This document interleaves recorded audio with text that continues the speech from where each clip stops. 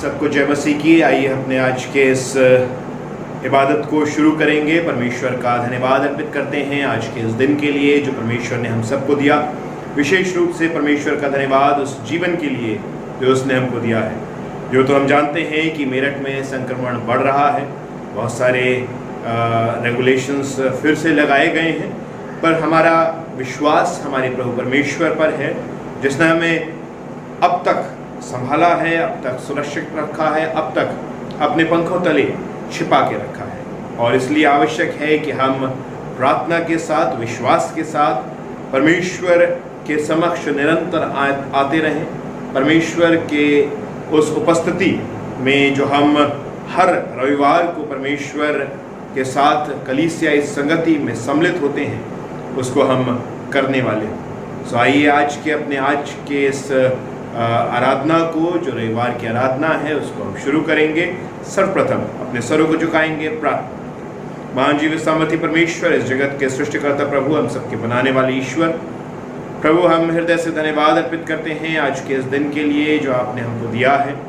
और प्रभु परमेश्वर धन्यवाद अर्पित करते हैं कि आपने प्रभु परमेश्वर हमारे मन मस्तिष्क को, हमारी सोच समझ को प्रभु परमेश्वर इस तरीके से बनाया है कि प्रभु परमेश्वर हमारी सोच, हमारी समझ, हमारा हृदय, हमारे हर एक कार्य का चलाने वाला हो। प्रभु आज जब हम रविवार की इस आराधना में आपके वचन पर मनन चिंतन करते हैं, आपके लिए स्तुति गीतों को गाते हैं, आपके वचन को पढ़ते हैं, प्रभु परमेश्वर होने पाए आपकी अगुवाई, आपकी सामर्थ हमारे ऊपर इस प्रकार से उंडेली जाए कि हम प्रभु परमेश्वर न सिर्फ प्रभु अपने जीवनों में बदलाव कर सके, बल्कि प्रभु परमेश्वर हमारा हृदय निरंतर कोमल बना रहे, ताकि प्रभु परमेश्वर हमारे हृदय से आपके उस कार्य का, प्रभु परमेश्वर उस उद्देश्य का पूरा होना प्रभु परमेश्वर संभव हो जो आपने हम सब के लिए निर्धारित किया है। प्रार्थना करते हैं प्रभु परमेश्वर विशेष रूप से हमारे जवान बच्चों के लिए जो प्रभु परमेश्वर अब स्तुति और आराधना में कुछ समय हमारी अगुवाई करेंगे।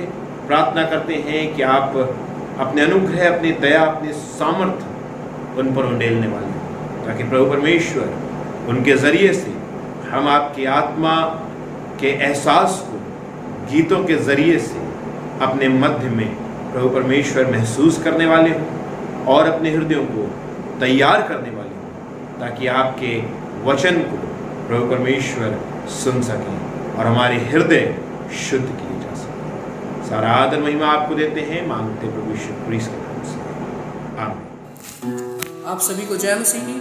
उम्मीद करता हूँ आप सब लोग अपने घर पे सेफ होंगे और सब घरों में ही होंगे। आइए हम सब अपने परमेश्वर की हमद सताइश में कुछ गीतों को गाएं।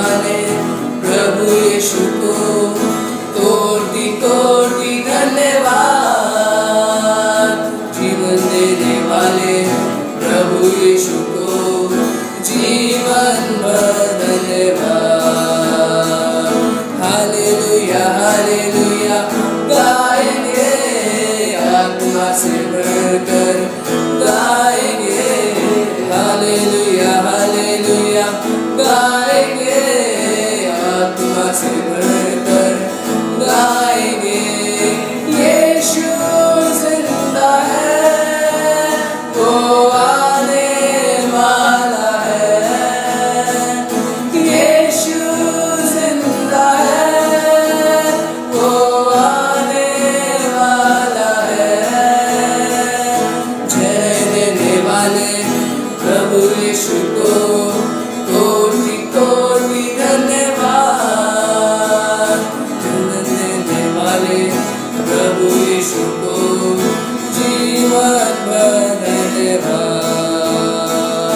तारीफ और हम्द करो, तारीफ और हम्द करो, तारीफ और हम्द करो खुदावंद यीशु के लिए।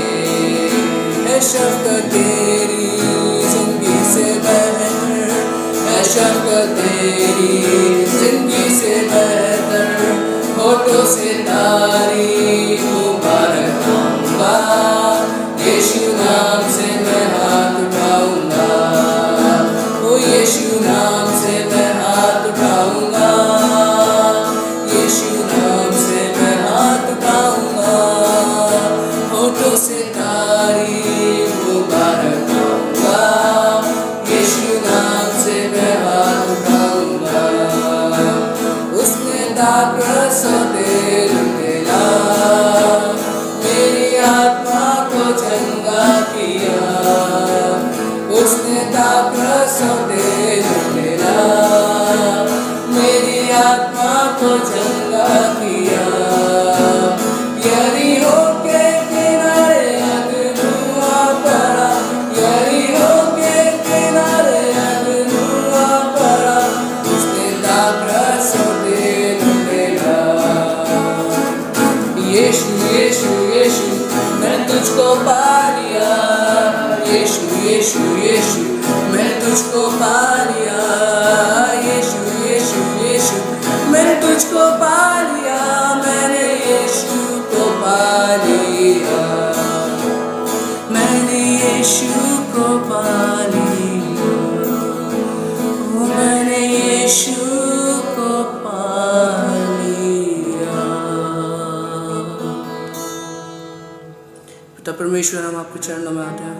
पिता परमेश्वर, हम धन्यवाद देना चाहते हैं सुंदर सुबह के लिए। पिता परमेश्वर, कि आपने हमें जिंदगी ज़मीन पर जिंदा रखा। पिता परमेश्वर, पिता परमेश्वर आपको धन्यवाद देना चाहते हैं हर एक ब्लेसिंग्स के लिए। पिता परमेश्वर, जो आपने हमारे जीवन में दी है। पिता परमेश्वर, पिता परमेश्वर, हम अपनी सारी प्रॉब्लम्स को पिता परमेश्वर आपके चरणों में रखते हैं। पिता परमेश्वर, हम जानते हैं पिता परमेश्वर आप ही सुनने वाले हैं। पिता परमेश्वर, पिता परमेश्वर, आपसे प्रार्थना करते हैं खास तौर से इस खतरनाक वायरस के लिए। पिता परमेश्वर, इसे जल्द से जल्द पिता परमेश्वर पूरे विश्व से ख़त्म कीजिए। पिता परमेश्वर, जिससे जो पिता परमेश्वर लोग इससे जो पीड़ित हैं पिता परमेश्वर, उन्हें चंगा करें। पिता परमेश्वर, आपके चरणों में सभी को लाते हैं। पिता परमेश्वर, आपके एक मीठे और मधुर नाम में हुक्म मांगते हैं, आमीन।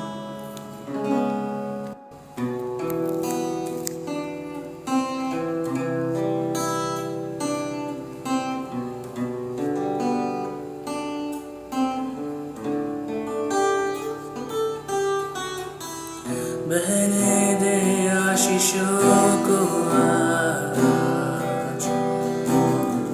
फिर से नया कर दे, खोने दे खुद में मुझे, तू धो के शुद्ध कर दे। बहने दे आशीषों को आज, फिर से नया कर दे, खोने दे खुद में मुझे, तू धो के शुद्ध कर दे। प्यासा हूँ तेरे लिए, जीवन का जल पिला दे मुझे। प्यासा हूँ तेरे लिए, जीवन का जल पिला दे मुझे। तेरे सामने झुकता हूँ, तेरे आगे रोता हूँ, मेरे दिल की हर एक बात तू जानता है। तेरी मर्जी मुझ में हो, तेरा हर दिन तेरा हो, यीशु तेरे ही लिए मैं जीऊँगा।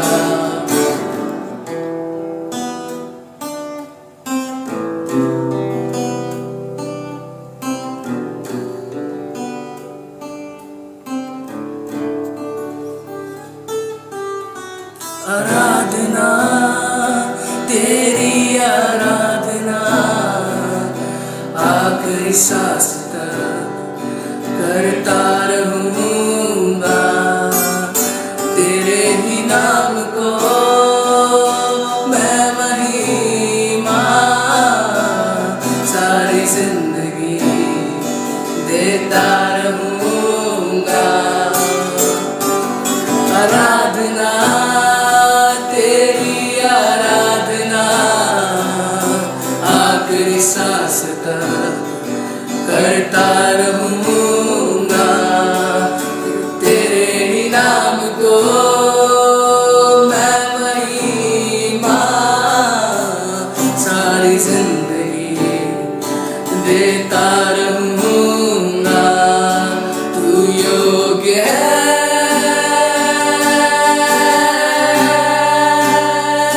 तू योग्य है,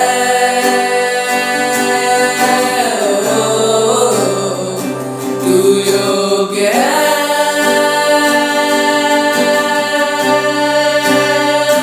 तू योग्य है।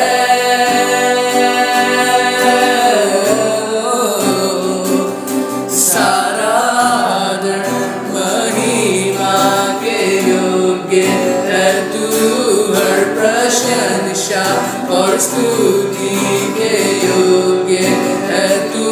सारा आदर महिमा के योग्य है तू, हर प्रशंसा और स्तुति के योग्य है तू। प्यासा हूँ तेरे लिए, जीवन का जल पिला दे मुझे। प्यासा हूँ तेरे लिए, जीवन का जल पिला दे मुझे। तेरे सामने झुकता हूँ, तेरे आगे रोता हूँ, मेरे दिल की हर बात तू जानता है। तेरी मर्जी मुझ पे हो, तेरा हर दिन मेरा हो। यीशु तेरे लिए मैं जीऊंगा, यीशु तेरे लिए मैं जीऊंगा, यीशु तेरे ही लिए मैं जीऊंगा। आज हम पवित्र आत्मा के अवतरण पर्व के पश्चात चौथा रविवार मना रहे हैं और आज के इस रविवार का विषय जो हमारे कलीसियाई मनन चिंतन के लिए लिया गया है वो है the source of truth and purity is in the heart. The source of truth and purity is in the heart. हम परमेश्वर के वचन में से पढ़ने के लिए निकालेंगे मत्ती रचित सुसमाचार उसका 5वां अध्याय, मत्ती रचित सुसमाचार उसका 5वां अध्याय, उसकी 27वीं आयत से लेकर उसकी 37वीं आयत तक। मत्ती रचित सुसमाचार उसका 5वां अध्याय, उसकी 27वीं आयत से लेकर उसकी 37वीं आयत तक। यहाँ परमेश्वर का वचन इस प्रकार कहता है, तुम सुन चुके हो कि कहा गया था व्यभिचार न करना, परंतु मैं तुमसे ये कहता हूँ कि जो कोई किसी स्त्री पर कुदृष्टि डाले वह अपने मन में उससे व्यभिचार कर चुका। यदि तेरा दाहिनी आंख तुझे ठोकर खिलाए तो उसे निकाल कर फेंक दे, क्योंकि तेरे लिए यह भला है कि तेरे अंगों में से एक नष्ट हो जाए और तेरा सारा शरीर नरक में न डाला जाए। यदि तेरा दाहिना हाथ तुझे ठोकर खिलाए तो उसको काट कर फेंक दे, क्योंकि तेरे लिए यही भला है कि तेरे अंगों में से एक नष्ट हो जाए और तेरा सारा शरीर नरक में न डाला जाए। यह भी कहा गया है, जो कोई अपनी पत्नी को तलाक देना चाहे तो उसे त्याग पत्र दे, परंतु मैं तुमसे ये कहता हूँ कि जो कोई अपनी पत्नी को व्यभिचार के सिवा किसी और कारण से तलाक दे तो वह उसे व्यभिचार करवाता है, और जो कोई उस त्यागी हुई से विवाह करे वह व्यभिचार करता है। फिर तुम सुन चुके हो कि पूर्व काल के लोगों से कहा गया था, झूठी शपथ ना खाना, परंतु प्रभु के लिए अपनी शपथ को पूरी करना। परंतु मैं तुमसे ये कहता हूं कि कभी शपथ ना खाना, ना तो स्वर्ग की, क्योंकि वह परमेश्वर का सिंहासन है, न धरती की, क्योंकि वह उसके पांव की चौकी है, न यरूशलेम की, क्योंकि वह महाराजा का नगर है। अपने सिर की भी शपथ ना खाना, क्योंकि तू एक बाल को भी न उजाला न काला कर सकता है। परंतु तुम्हारी बात हाँ की हाँ या नहीं की नहीं हो, क्योंकि जो कोई इससे अधिक होता है वह बुराई से होता है। ये परमेश्वर का सुसमाचार है। हे ख्रीस्त यीशु, आपकी स्तुति हो। प्रार्थना करें प्रभु, हम जब आपके वचन पर मनन चिंतन करने के लिए आगे बढ़ते हैं, और प्रभु हमने अपने हृदयों को भी स्तुति आराधना के जरिए से तैयार किया है, उन्हें पाए प्रभु परमेश्वर में इस बात की समझ और परख को रखने वाले हो कि हमारे लिए बहुत आवश्यक है कि हमारा हृदय कोमल, निर्मल और आपकी शुद्धता से भरा हो। सारा आदर महिमा आपको देते हैं, मांगते हैं यीशु ख्रीस्त के नाम से, आमीन। आज हम पवित्र आत्मा के अवतरण पर्व के पश्चात चौथा रविवार मना रहे हैं, और आज का विषय जो हमारी कलीसिया से मनन चिंतन के लिए लिया गया है वो है the source of truth and purity is in the heart. कई बार मैं और आप इस बात को सुनते हैं और इस बात को समझते हैं कि हमारे हृदय के द्वारा मेरा जीवन चलाया जाता है, या कह लें तो अगर मेरा हृदय पवित्र है तो मेरे जीवन में भी उसकी झलक होगी, और अगर मेरा हृदय अपवित्र है तो उसी प्रकार की झलक मेरे जीवन में होगी। यानी पवित्रता, अपवित्रता, सही गलत, झूठ सच, द्वेष, ये सारी बातें कहीं ना कहीं मेरे और आपके हृदय से ही चलित होती हैं। और कितना आवश्यक है कि मैं और आप अपने हृदय को जांचें। प्रभु परमेश्वर भी जब कई बार लोगों को चुनता है, हमने इस बात को बाइबल में देखा है कि वो हृदयों का जांचने वाला ईश्वर है। क्यों वो हृदयों को जांचता है? क्योंकि वो जानता है कि हृदय ही वो स्रोत है, वो सोर्स है, जहां अगर अच्छाई है तो मनुष्य के शरीर में, मनुष्य के जीवन में वो झलकेगी, और अगर उसमें बुराई है तो उसी प्रकार से वो बुराई भी उसके जीवन में प्रदर्शित की जाएगी। कितना जरूरी होता है किस बात के लिए कि जब युद्ध हो तो हम अपने सेंटर को या राजधानी को बचा के रखें। बहुत जरूरी होता है, बहुत आवश्यक होता है। और कई प्रकार से कह लें तो जब पुराने समय में युद्ध हुआ करते थे तो राजा के चारों ओर एक बहुत कड़ा घेरा रहता था। क्यों? क्योंकि अगर राजा किसी प्रकार से मार दिया गया तो युद्ध हार लिया जाता था। मेरे और आपके हृदय का भी उसी प्रकार का रोल है कि कई मायनों में मेरे को और आपको अपने हृदय की चौकसी करनी है, मेरे को और आपको अपने हृदय को जांचना है, क्योंकि अगर ये राजधानी, ये राजा सुरक्षित है तो मेरा और आपका जीवन भी प्रभु में सुरक्षित है। और अगर इस हृदय पर किसी प्रकार से शैतानी प्रभाव है, सांसारिक प्रभाव है, तो फिर कहीं ना कहीं मेरे और आपके जीवन में वो प्रभाव आ जाता है। हमने प्रभु यीशु ख्रीस्त को 3 बातों पर अपने शब्दों को या अपने विचारों को व्यक्त करते हुए देखा। ये 3 बातें हैं, पहला व्यभिचार, दूसरा तलाक, तीसरी शपथ। और इन तीनों में बहुत जरूरी है कि हम इस बात की समझ और परख को रखें कि ये तीनों बातें हृदय से चलित हैं, हृदय से चलित हैं, और हृदय के सिवा और किसी रूप से चलित नहीं है। इससे पहले अगर आपको स्मरण हो तो हमने क्रोध के विषय में, घृणा के विषय में बातचीत की थी, जो इससे लगा हुआ ही हमारा पोर्शन है। वहां पर भी आवश्यकता क्या थी कि वो क्रोध, वो घृणा हृदय में ही पनपती है। अगर मैं और आप अपने हृदय में उसको जगह नहीं देंगे तो वो मेरे और आपके जीवन में पनप नहीं पाएगी। यहां जब उसी कंटिन्यूएशन में प्रभु यीशु क्रिस्ट बातचीत कर रहे हैं तो सबसे पहले व्यभिचार के विषय में बात करते हैं। कह रहे हैं तुम सुन चुके हो कि कहा गया था व्यभिचार ना करना, यानी वो एक्ट के बारे में बात कर रहा है। वो एक्ट जिसको मैं और आप पाप कहते हैं, समझते हैं, मेरे और आपके परिभाषा में उसको पाप डिफाइन किया गया है। वो कह रहा है कि तुम सुन चुके हो कि कहा गया था व्यभिचार ना करना, द एक्ट, परंतु मैं तुमसे ये कहता हूं कि जो कोई किसी स्त्री पर कुदृष्टि डाले वह अपने मन में उससे व्यभिचार कर चुका। Thought,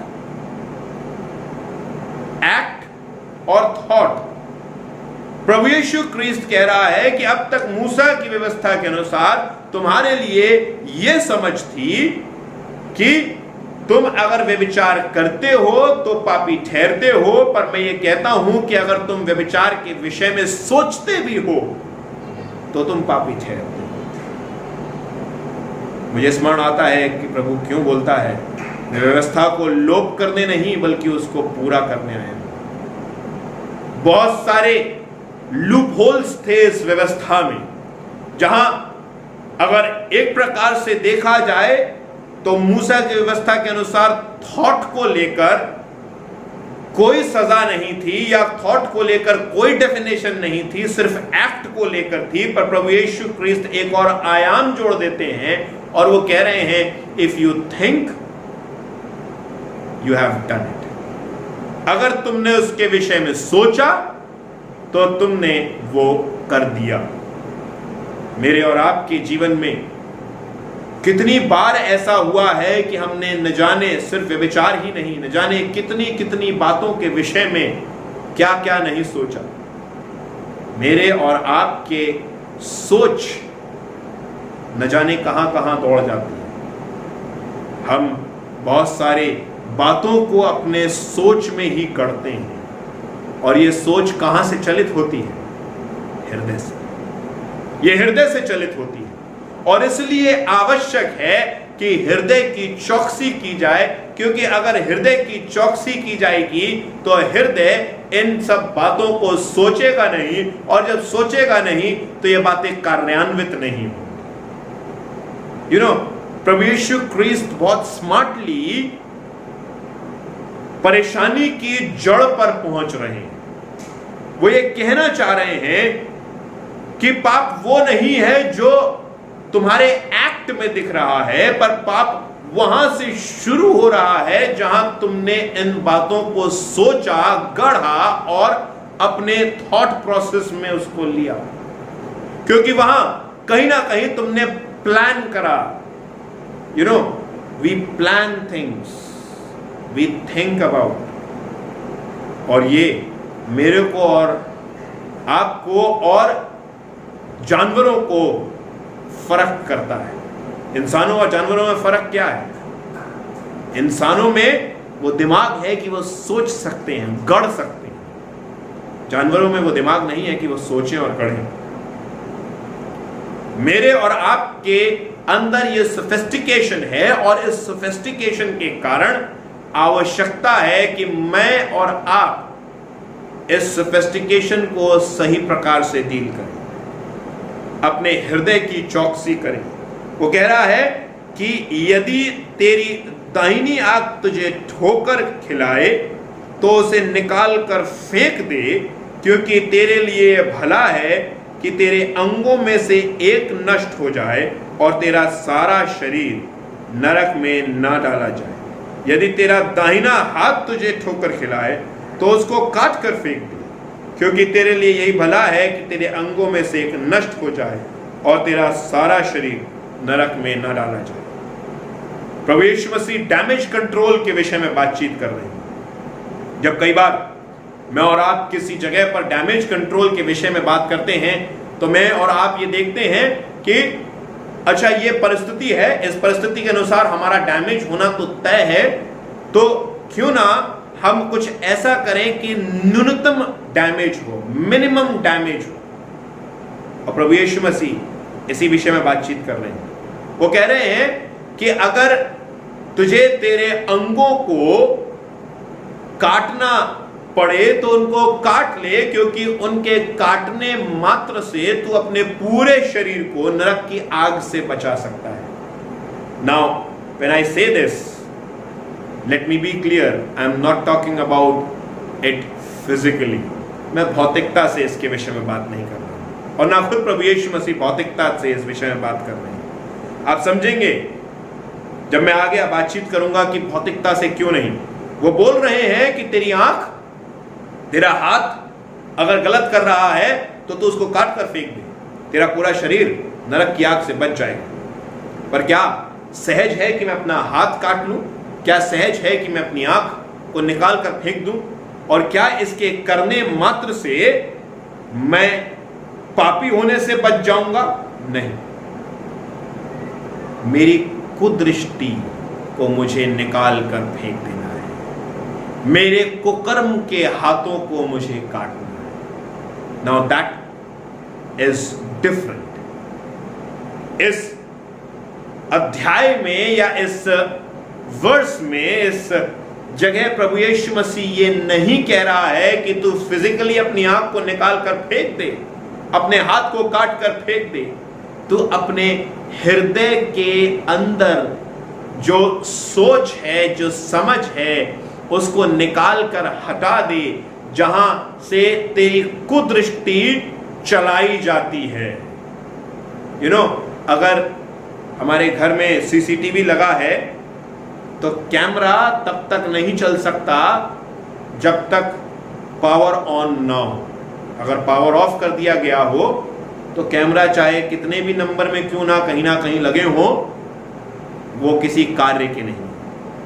that is what Christ is talking about. यही है जो प्रभु यीशु मसीह कह रहा है कि तू अपने कुदृष्टि के कैमरे को एक प्रकार से उसके सोर्स से, यानी उसका सोर्स जहां उसके हृदय से वो चलाया जाता है, वहां से तू उसको बंद कर दे और तू विचार से छुटकारा पा लेगा। तू अपने शरीर को उस नरक की आग से बचा ले। अगर तू अपने कुकर्म के हाथों को कुकर्म करने से रोकना चाहता है तो उसे काटने का अर्थ यह है कि तू अपने कुकर्म की सोच को अपने हृदय में ही काट कर अलग कर दे, ताकि तेरा वो कुकर्म का हाथ जो हृदय से चलाया जाता है वो ना चलाया जाए और तेरा सारा शरीर बच जाए, नरक की आग से बच जाए। सोचने वाली बात है कहीं ना कहीं मेरे और आपके लिए कि प्रभु यीशु मसीह किस प्रकार से इन बातों को रख रहा है और किस प्रकार से उसने मेरे और आपके लिए बहुत आसान कर दिया है कि मैं और आप अपने हृदय को कंट्रोल करके अपने जीवन के तमाम प्रकार के पाप को कंट्रोल कर लें। बट जितना ये आसान प्रतीत होता है उतना आसान है नहीं। क्यों? क्योंकि मेरा मन, मेरा मस्तिष्क, मेरा हृदय कुछ समय के लिए जरूर सैनिटाइज्ड रह सकता है, पर क्या होता है उसके बाद फिर कीटाणु और विषाणु आ जाते हैं, बहुत सारी ऐसी बातें आ जाती हैं। हम जब चलते फिरते हैं हमारे दृष्टि में बहुत सारी ऐसी चीज़ें आ जाती हैं, हमारे सामने ऐसी परिस्थितियां आ जाती हैं जहां हमारा मनुष्य स्वभाव फिर से जाग उठता है और हम अपने हृदय में वापस से बुरी बातों को गढ़ने लगते हैं। यू नो, कोरोना वायरस के समय में एक बात बोली गई है, समय समय पर हाथ धोना जरूरी है, समय समय पर हाथों को सैनिटाइज करना जरूरी है, सोशल डिस्टेंसिंग बहुत जरूरी है। You know, it is very much applicable with our lifes. मेरे हृदय को सैनिटाइज करना, एक बार में अगर मैंने उसको सैनिटाइज करा तो उससे फायदा नहीं होगा, बार बार उसका सैनिटाइजेशन होना जरूरी है। बार बार मेरे हृदय को प्रभु के लहू से धोना जरूरी है।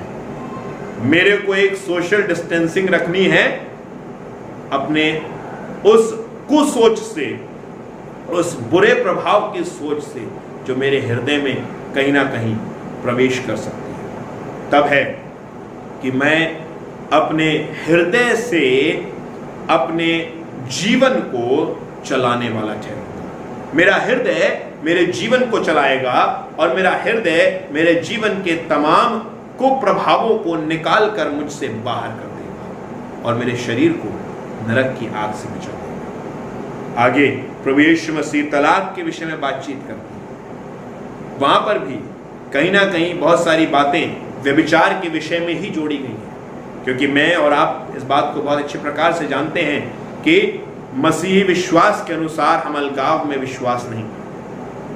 कभी आपने किसी प्रकार से बुक ऑफ वर्शिप में तलाक की सर्विस को नहीं देखा?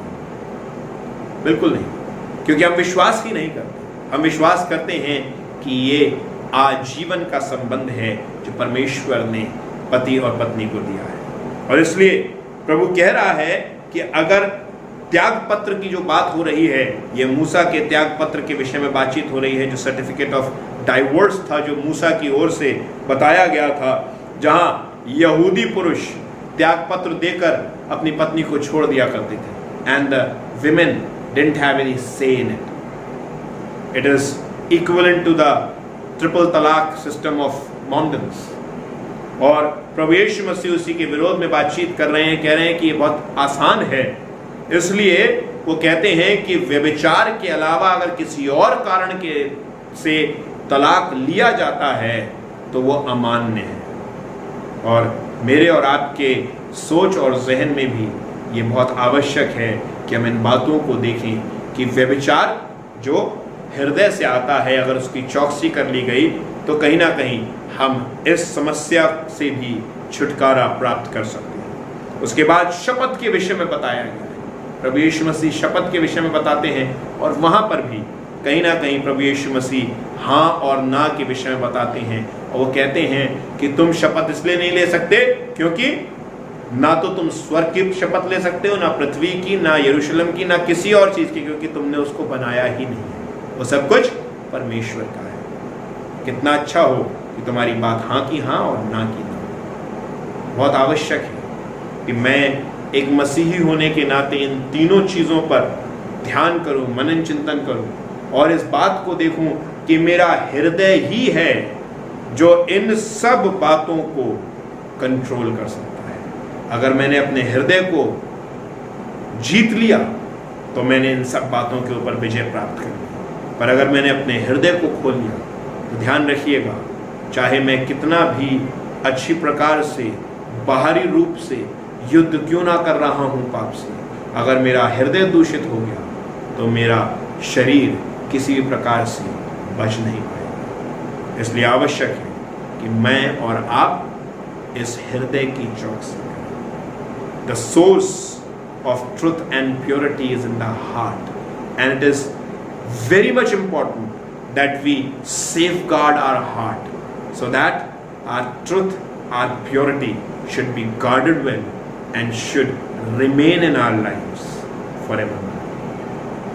आइए अपने सर को झुकाएंगे, प्रार्थना। महान जीवित सामर्थी परमेश्वर, हम हृदय से आपका धन्यवाद अर्पित करते हैं आपके तमाम आशीषों के लिए। प्रार्थना करते हैं कि आप अपने अनुग्रह, अपनी दया, अपनी सामर्थ्य में होकर हमारे जीवन में कार्य करें, हमें अनुग्रहित करें, हमें दया से भरपूर करें और विशेष रूप से हमारे हृदयों को ऐसा शुद्ध बनाएं और प्रभु परमेश्वर हर एक प्रकार के कुप्रभाव और दूषितता से दूर करें, ताकि प्रभु परमेश्वर हम अपने हृदय में प्रभु परमेश्वर आपको अपना उद्धारकर्ता ग्रहण कर सकें। और प्रभु परमेश्वर उस शुद्धता के जरिए से प्रभु हम हर एक प्रकार के कुप्रभाव को, उस कुदृष्टि को, उस कुकर्म को जो हृदय से ही प्रभु परमेश्वर उपज लेता है आपकी उपस्थिति के जरिए से जो हमारे हृदय में है, प्रभु उन सब बातों का दमन करने वाले हैं, ताकि प्रभु परमेश्वर हमारे